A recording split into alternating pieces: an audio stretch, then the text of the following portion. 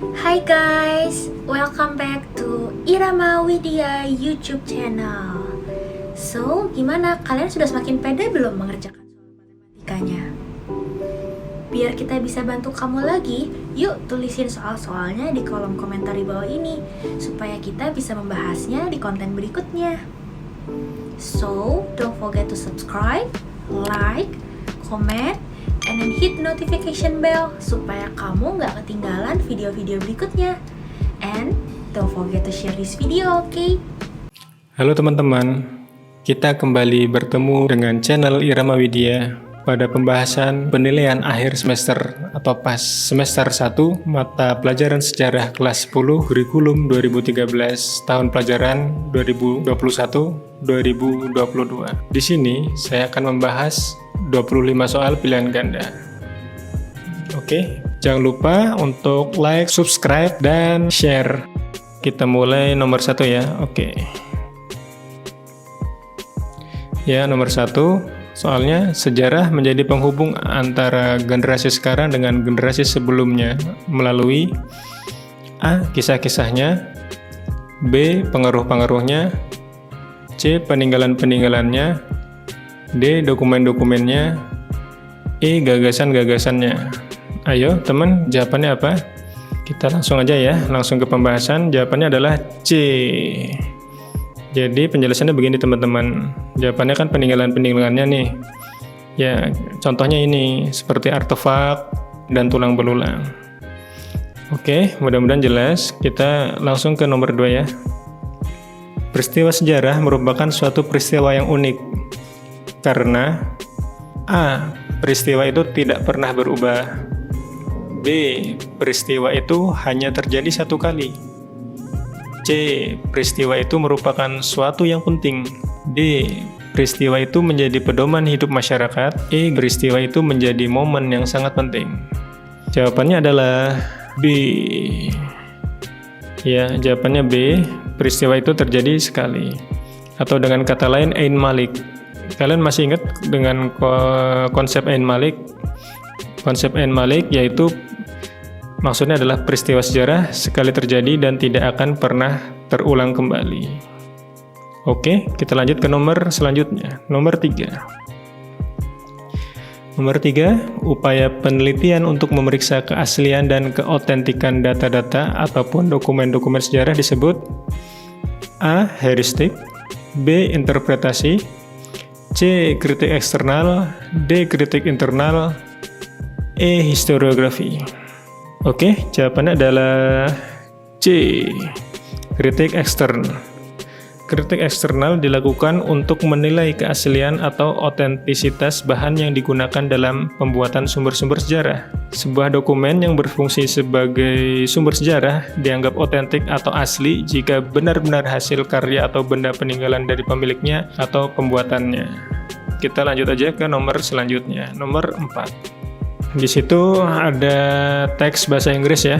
Terjemahannya kurang lebih, sejarah adalah jembatan yang menghubungkan antara masa lalu, masa sekarang, dan masa depan. Pernyataan tersebut menjelaskan bahwa sejarah A. Mempelajari perubahan, B. Tidak dapat diulang lagi, C. Memberi hikmah pelajaran, D. Memiliki 3 dimensi waktu, E. Besar pengaruhnya pada peradaban.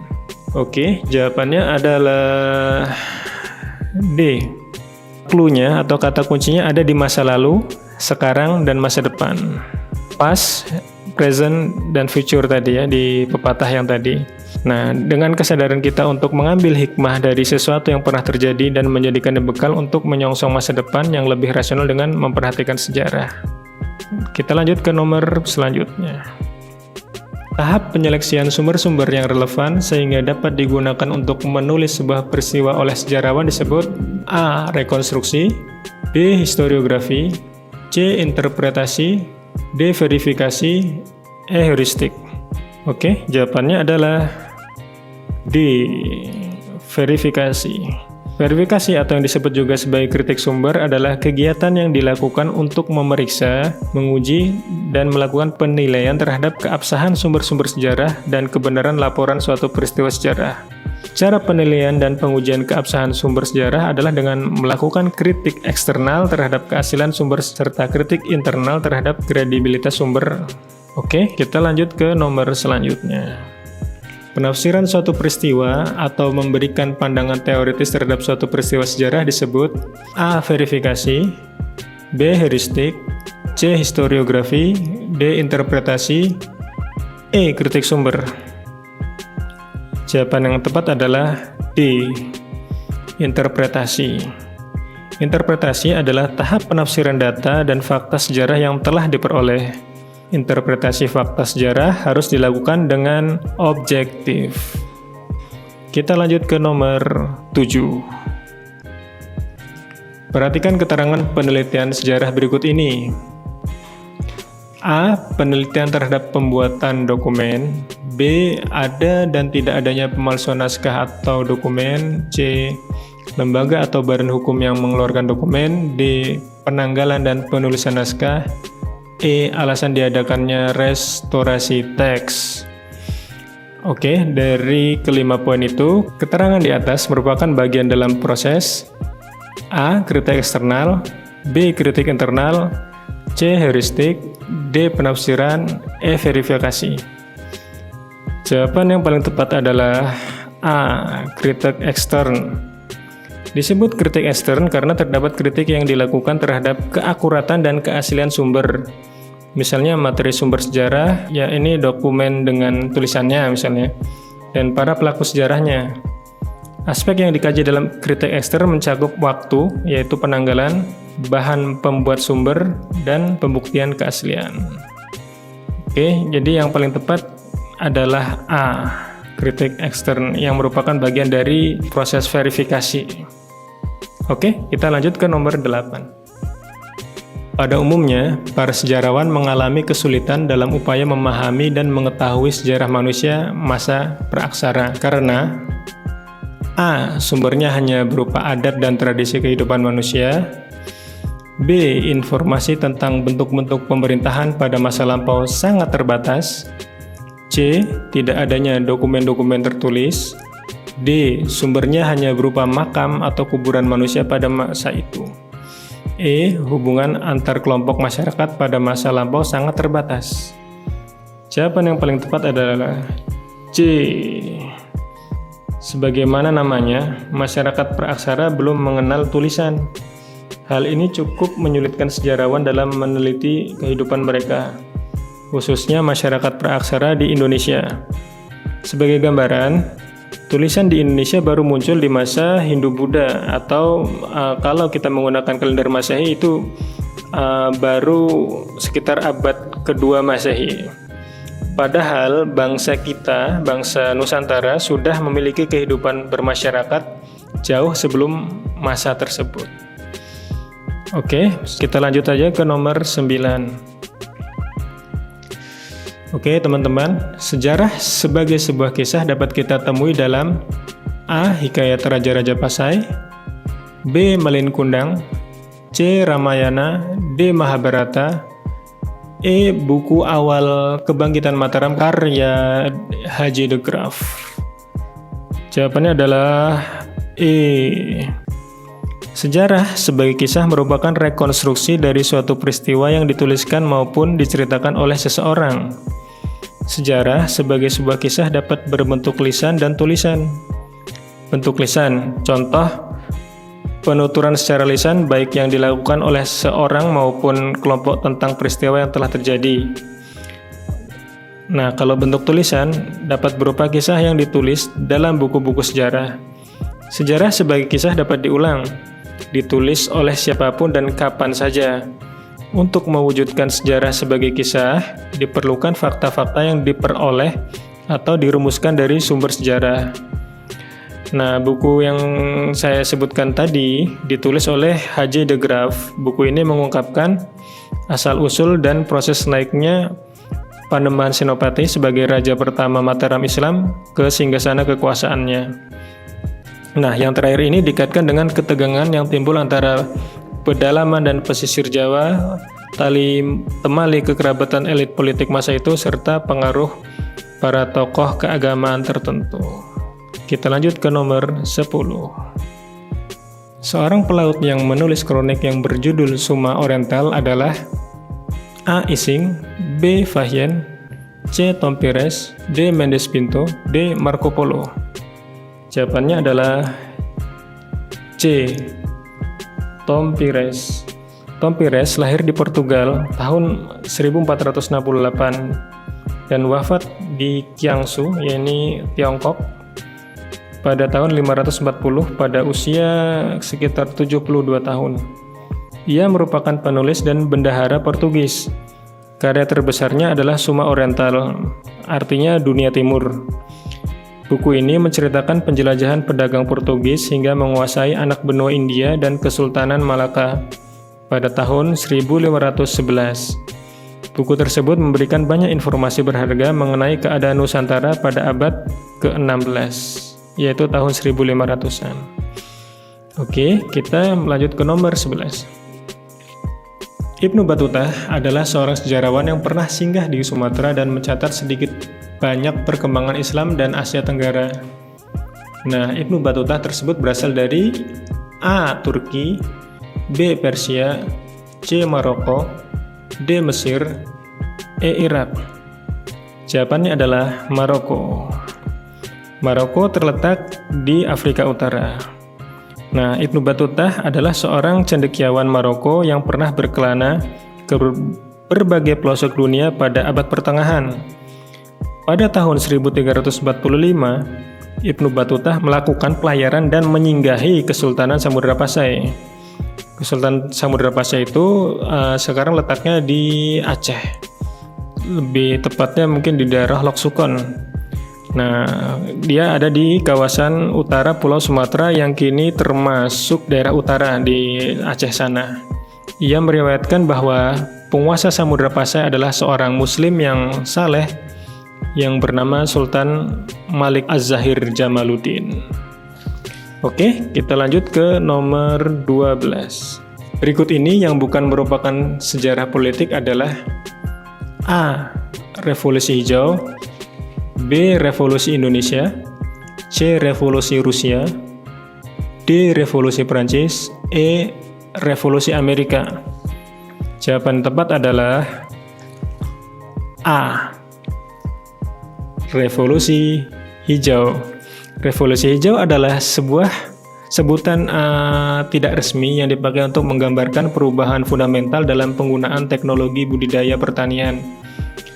Revolusi Hijau dimulai pada tahun 1950-an hingga tahun 1980-an di banyak negara berkembang, terutama di Asia. Baik, kita lanjutkan ke nomor 13. Berikut ini yang bukan termasuk sumber primer dalam peristiwa proklamasi kemerdekaan Indonesia 17 Agustus 1945 adalah A. Teks proklamasi yang otentik, B. Keterangan dari Muhammad Hatta, C. Keterangan dari Ahmad Subarjo, D. Keterangan tertulis Laksamana Maida, E. Buku sekitar proklamasi yang ditulis oleh sejarawan Taufik Abdullah. Jawabannya adalah E. Oke, penjelasannya begini. Dalam historiografi, sumber primer adalah suatu dokumen atau sumber informasi lain yang diciptakan pada atau di sekitar waktu yang sedang dipelajari, seringkali oleh orang yang sedang dipelajari.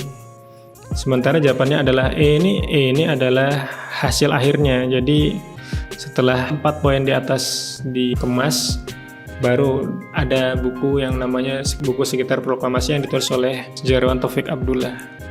Ya, jadi apa yang ditulis oleh Taufik Abdullah ini bukan sumber primer. Kita lanjut ke nomor 14. Alasan cerita rakyat tidak dapat dikategorikan sebagai sejarah adalah A. Telah terjadi pembauran dengan kepercayaan masyarakat, B. Belum pernah diteliti oleh sejarawan, C. Belum disusun secara sistematis, D. Tidak selalu mendasarkan pada peristiwa yang sesungguhnya, E. Hanya mendasarkan pada sejarah lisan. Oke, jawabannya adalah D. Tidak selalu mendasarkan pada peristiwa yang sesungguhnya. Penjelasannya begini, sejarah meskipun mengandung banyak penafsiran, tetapi harus didasarkan pada peristiwa yang sesungguhnya. Kita lanjut ke nomor 15. Oke, kemenangan Jepang atas Rusia dalam perang pada tahun 1905 mendorong lahirnya Pergerakan Nasional Indonesia. Hal tersebut menunjukkan salah satu kegunaan sejarah, yakni fungsi A. Inspiratif, B. Edukatif, C. Rekreatif, D. Imajinatif, E. Instruktif. Jawaban yang tepat adalah A. Inspiratif. Oke, penjelasannya begini teman-teman. Inspiratif maksudnya sejarah atau kisah peristiwa masa lalu dapat menginspirasi untuk mengulang hal yang pernah terjadi atau dilakukan sebelumnya. Kita lanjut ke nomor berikutnya. Salah satu cabang ilmu sejarah yang menekankan pada penelitian terhadap peninggalan kebudayaan masyarakat adalah A. Filologi, B. Arkeologi, C. Antropologi, D. Ikonografi, E. Paleontologi. Jawaban yang tepat adalah B. Arkeologi. Arkeologi atau ilmu keperbakalaan adalah ilmu yang mempelajari kebudayaan masa lalu melalui kajian sistematis atas data bendawi yang ditinggalkan. Kajian sistematis meliputi penemuan, dokumentasi, analisis, dan interpretasi data berupa artefak dan ekofak maupun fitur. Kita lanjutkan ke nomor 17. Salah satu ciri dari kehidupan masyarakat praaksara adalah A. Telah mengenal sistem huruf, B. Belum mengenal sistem bahasa untuk berkomunikasi, C. Telah mengenal tradisi bercocok tanam di sawah atau ladang, D. Baru mampu menulis pada prasasti bukan pada kertas, E. Telah dapat membangun candi dan istana secara sederhana. Jawaban yang paling tepat adalah C. Maksudnya adalah masa ketika manusia mulai memenuhi kebutuhan hidup dengan cara melakukan pembukaan lahan di hutan untuk dijadikan ladang. Pada masa ini, manusia praaksara mulai hidup menetap di suatu tempat tinggal sederhana secara berkelompok. Kita lanjut ke nomor 18. Masyarakat Nusantara yang pada sebelumnya mengenal huruf telah mengenal ilmu perbintangan yang berfungsi untuk A. Keperluan pelayaran di lautan, B. Menghitung waktu yang tepat bagi irigasi sawah, C. Kepentingan upacara terhadap arwah leluhur, D. Memperkirakan waktu yang tepat untuk singgah di pulau baru, E. Menentukan waktu yang tepat untuk bercocok tanam. Jawaban yang paling tepat adalah A. Keperluan pelayaran di lautan. Penjelasannya begini teman-teman. Pengetahuan astronomi atau ilmu perbintangan sudah dimiliki oleh nenek moyang bangsa kita dahulu. Masyarakat Indonesia atau masyarakat Nusantara sudah mengenal ilmu pengetahuan dan memanfaatkan teknologi angin musim sebagai tenaga penggerak dalam aktivitas, baik pelayaran dan perdagangan.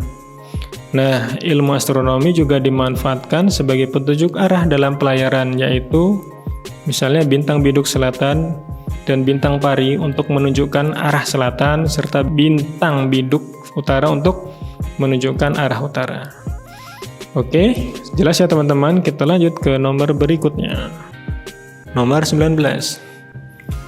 Berikut ini yang bukan termasuk alasan masyarakat praaksara melakukan barter adalah A. Mereka membutuhkan bahan kehidupan lain yang tak memilikinya, B. Mereka enggan melakukan jual beli karena tak menguntungkan, C. Mereka belum mengenal sistem uang, D. Karena peradaban mereka masih sederhana dan tradisional, E. Karena adanya interaksi sosial di antara mereka.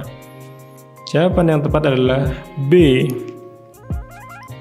Bagaimanapun juga, masyarakat praaksara sudah mengalami persoalan ekonomi, yaitu kelangkaan. Pemecahan masalah kelangkaan sebelum dikenalnya uang adalah barter. Dan barter ini termasuk dalam perdagangan atau bersifat transaksional. Kita lanjut ke nomor 20. Sistem kepercayaan muncul pertama kali dalam kehidupan masyarakat. A. Berburu dan mengumpulkan makanan, B. Berladang dan berhuma. C. Bercocok tanam di sawah. D. Perundagian. E. Berkembangnya kebudayaan lokal. Jawaban yang tepat adalah A. Pada masa berburu dan mengumpulkan makanan, manusia sudah memiliki sistem kepercayaan. Mereka percaya adanya hal-hal yang lebih kuat di luar kehendak mereka. Ini dibuktikan dengan adanya penguburan terhadap anggota yang telah meninggal, maksudnya anggota keluarga ya teman-teman. Ada juga gambar mereka yang meninggal menjelma menjadi roh nenek moyang. Kita lanjut ke nomor 21. Kisah berikut ini yang termasuk ke dalam mitologi adalah A. Malin Kundang, B. Sangkuriang, C. Roro Jonggrang, D. Hikayat Raja-Raja Pasai, E. Mahabharata. Dan jawaban yang paling tepat adalah E. Mitologi terkait dengan legenda maupun cerita rakyat. Mitologi dapat mencakup kisah penciptaan dunia sampai asal mula suatu bangsa. Tidak seperti mitologi, pada cerita rakyat, waktu dan tempat tidak spesifik dan ceritanya tidak dianggap sebagai kisah suci yang dipercaya kebenarannya. Sementara kalau legenda itu pelaku-pelakunya adalah manusia dan meskipun kejadiannya dianggap benar-benar terjadi, dapat mengandung kisah makhluk supranatural, dewa, setan, dan sebagainya. Dan kejadian luar biasa seperti kutukan dan keajaiban, seperti pada mitologi. Nah, biasanya latar pada legenda adalah masa-masa pada saat manusia sudah ada dan dikaitkan dengan sejarah dan asal mula suatu tempat. Oke, jadi jelas ya, jawabannya adalah E. Mahabharata. Kita lanjut ke nomor 22. Di bawah ini yang termasuk folklore non-lisan atau bukan lisan adalah A. Cerita rakyat, B. Legenda, C. Nyanyian rakyat, D. Mitologi, E. Perkakas untuk berburu. Jawabannya adalah E. Folklore non-lisan juga dikenal sebagai artefak, meliputi arsitektur bangunan tradisional, kerajinan tangan tradisional, pakaian tradisional, dan lain-lain. Oke, kita lanjut ke nomor selanjutnya. Oke teman-teman, Empu Prapanca menulis karya sastra yang berjudul A. Kitab Sutasoma, B. Bharatayuddha, C. Pararaton, D. Negara Kertagama, D. Samaradana. Jawabannya adalah D. Negara Kertagama. Negara Kertagama atau juga dikenal sebagai Kakawin Negara Kertagama atau juga disebut dengan nama Kakawin Desyawarnana adalah karya Empu Prapanca yang bisa dikatakan merupakan kakawin Jawa kuno yang paling termasyhur. Kakawin ini adalah yang paling banyak diteliti pula. Kakawin yang ditulis tahun 1365 ini pertama kali ditemukan kembali pada tahun 1894. Oke, kita lanjut ke nomor 24. Tradisi upacara yang di dalamnya terdapat unsur Islam adalah A. Sedekah bumi, B. Ngaben, C. Sekaten, D. Mocopat, D. Menabur makam dengan bunga. Jawaban yang paling tepat adalah C. Sekaten. Sekaten adalah rangkaian kegiatan tahunan sebagai peringatan Maulid Nabi Muhammad SAW yang diadakan oleh dua keraton di Jawa, yakni Keraton Surakarta Solo dan Keraton Yogyakarta. Rangkaian perayaan secara resmi berlangsung pada tanggal 5 dan berakhir pada tanggal 12 bulan Rabiul Awal atau bulan Mulut dalam penanggalan Jawa. Oke, kita menuju soal terakhir, soal nomor 25. Candi Borobudur merupakan salah satu candi terbesar di Indonesia, bahkan pernah menjadi 7 keajaiban dunia. Candi ini dibangun pada masa pemerintahan A. Mataram kuno, B. Mataram Islam, C. Singasari, D. Majapahit, D. Kahuripan. Jawaban yang tepat adalah A. Mataram kuno, atau lebih detailnya adalah di masa dinasti Shailendra. Oke teman-teman, terima kasih sudah menyimak pembahasan dari saya. Mudah-mudahan pasnya nanti sukses ya.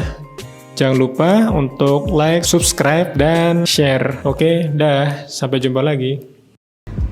pembahasan soalnya is super clear and easy.